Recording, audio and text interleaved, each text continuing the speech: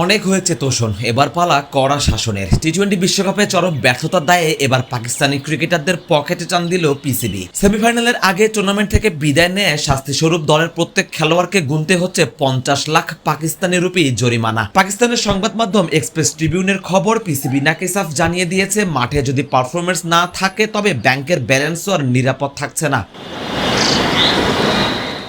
যদিও এই জরিমানার খরচ হুট করেই আসেনি। এক্সপ্রেস ট্রিবিউন বলছে 15 ফেব্রুয়ারি ভারতের কাছে 61 রানের লজ্জাজনক হারের পরই ক্রিকেটারদের শাস্তির সিদ্ধান্ত চূড়ান্ত করে পিসিবি। নেদারল্যান্ডস ও নামিবিয়ার বিপক্ষে জয় দিয়ে টুর্নামেন্ট শুরু করলেও ভারত আর ইংল্যান্ডের কাছে অসহায় আত্মসমর্পণ পাকিস্তান ক্রিকেট বোর্ডকে ক্ষুব্ধ করে তুলেছে। বিশেষ করে শ্রীলঙ্কার বিপক্ষে শেষ ম্যাচে কাঙ্ক্ষিত ব্যবধানে জিততে না পেরে সেমিফাইনাল থেকে ছিটকে যাওয়ায় কফিনের শেষ পেরেকটি ঠুকে দেয়।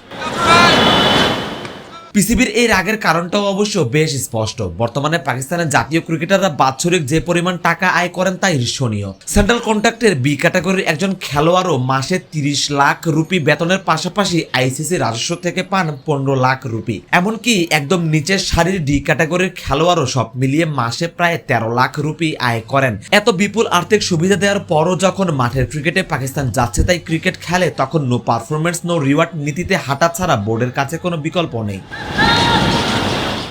আরেকটা চমকপ্রদ তথ্য হলো 2025-26 সালে চলমান কেন্দ্রীয় চুক্তিতে এই ক্যাটাগরিতে পাকিস্তানের কোনো ক্রিকেটারকে রাখেনি পিসিবি। বাবর আজম, রিজওয়ানদের মতো বড় নামগুলো বি ক্যাটাগরিতে অবস্থান করছেন। পিসিবির বর্তমান কর্মকর্তারা স্পষ্ট ভাষায় ক্রিকেটারদের জানিয়ে দিয়েছেন, খেলোয়াড়েরা যদি ভালো পারফরমেন্সের জন্য পুরস্কার পান তবে খারাপ পারফরমেন্সের জন্য জরিমানা দিতে হবে। আর সেই নিয়মেই এবার দল শুদ্ধ সবার মাথা পিছু 50 লাখ রুপি কেটে নিচ্ছে cricket board.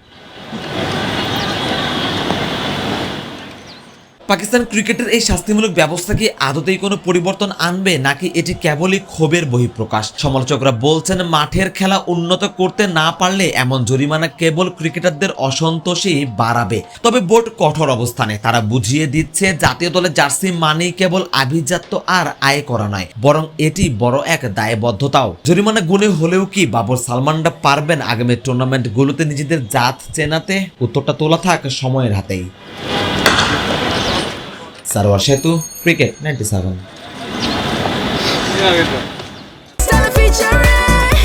Next level, well done, side by side, free.